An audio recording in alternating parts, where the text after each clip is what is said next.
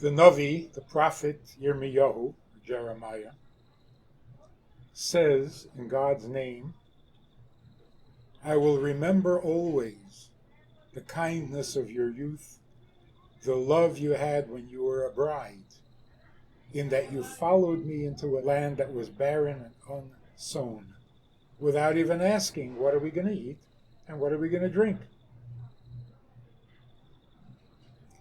In return, we have to express our gratitude for the fact that God took very good care of us during the 40 years of marching around in the desert.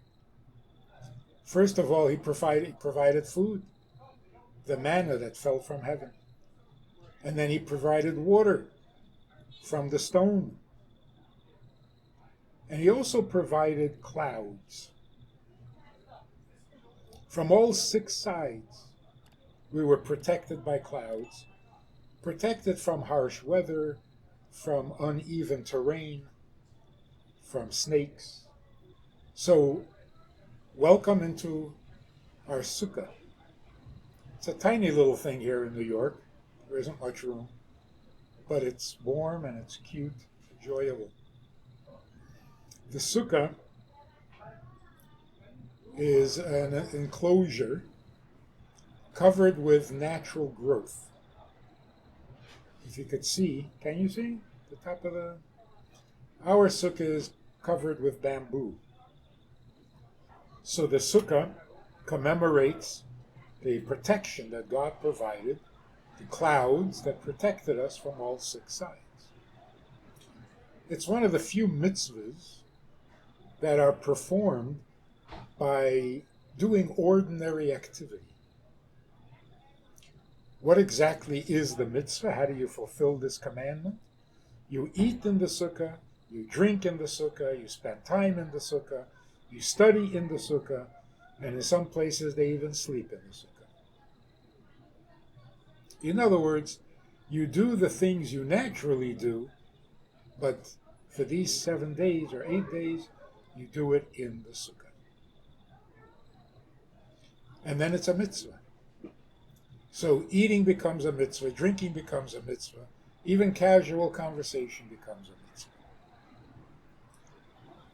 Another unique thing about the Sukkah is that it engages the entire body. You give charity with your hands. You study Torah with your mouth, your mind. You put on tefillin on your arm. You light candles with your hands. Which mitzvah involves the entire body? Again, it's the Sukkah. A third point is, many people can sit in the same Sukkah together at the same time, fulfilling the same mitzvah. And the bigger the Sukkah, the more people it can accommodate. In fact, if the Sukkah were big enough, the entire Jewish nation could be performing a mitzvah together. And it would be the same mitzvah for everyone. The greatest and the smallest, the greatest saints and the most common of people can all fulfill the mitzvah equally.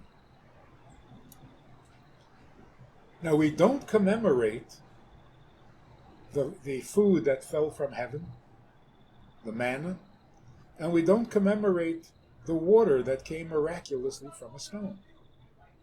And the simple idea behind it is, those are necessities. I mean, God was going to keep us alive. So he provided food and he provided water. But the protection from the elements to just make it more comfortable to travel, this is beyond the call of duty. This is an expression of love, not of necessity.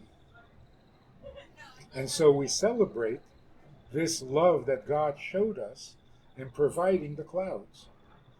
And this is in response to God's love that began when we came out of Egypt, in that he will never forget our kindness or our love that we followed him into the desert without asking questions. So it's an amazing romantic gesture. And that's why it is so enjoyable. It is so uplifting. It's so heartwarming. It is called the season of joy. Zman Simchasenu, a time for happiness. Right outside here down the street, there will be dancing, music all night long. And the same tomorrow night and the night after. Of course, not on Shabbos. So, starting off the year, after being forgiven on Yom Kippur, after proclaiming God our King on Rosh Hashanah, now we celebrate the relationship with the joy, the love, the warmth, the closeness that all of this brings.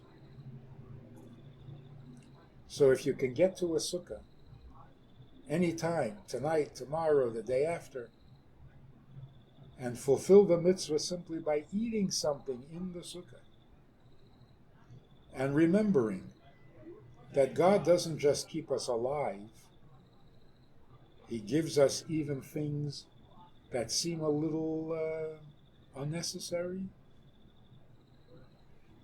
beyond essential needs, the joy of life. And that's why we make a blessing, Shehecheyanu.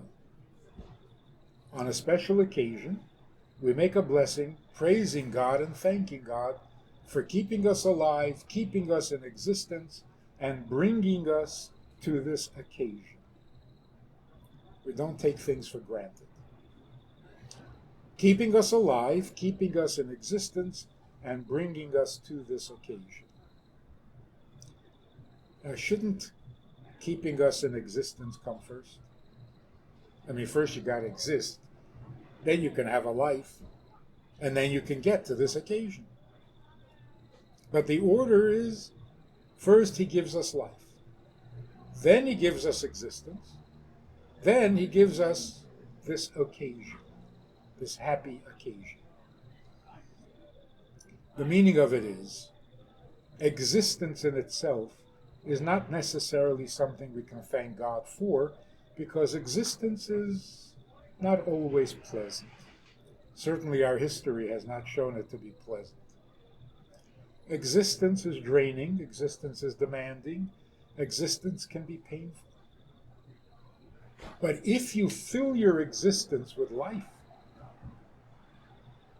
if you know your purpose, and you pursue the purpose for which we exist, then the existence, as painful as it might be, becomes something wonderful. So, when we thank God, we say first, thank you for giving us life, which in turn gives meaning to our existence. So now we can even be grateful for our existence. And even that is not enough yet. Brought us to this occasion can also mean helped us work our way to this occasion. It didn't happen by itself. The Hebrew word bringing, higiyanu, can also mean tiring, exhausting. So we thank God for the fact that getting here was exhausting, meaning we put a lot of effort into making it to this occasion, so that we're not a passive participant. We're an active participant. So now we have existence, life, and success. God gave us life, which brings meaning to our existence, which brings us a little credit for the effort that we put in to make it to this occasion. So now the Shehecheyanu takes on a whole new meaning. It's not just, thank God you did everything for us. You gave us life, you gave us existence, you brought us here, and we are just along for the ride. No. We pursued the purpose for which we exist. That's our life. God gave us that purpose. Pursuing that purpose made our existence, which is somewhat painful, made the existence meaningful, by filling it with life and purpose. And you didn't leave us silent and inactive. You challenged us. And we put in the effort so that it's not undeserved, which could be disappointing or disheartening. That makes the occasion so much more meaningful, full of life, that softens the hardships of our existence and gives us a feeling of accomplishment. What's not to love? What's not to enjoy? What's not to celebrate? So find a sukkah. Participate. Sit down in a sukkah, forget all your problems. Just wallow in the embrace. Long ago, God showed us that He's not just going to keep us alive with meager necessities, but He blesses us with a very meaningful life, a very meaningful existence, and very successful efforts at being who we're meant to be. If you enjoyed this conversation or this topic, and you're looking for more information, or you want to hear it again from another angle, there's a way to do that, and that is in this book. It's all there. Order it from Amazon. You can read it, reread it, and share it.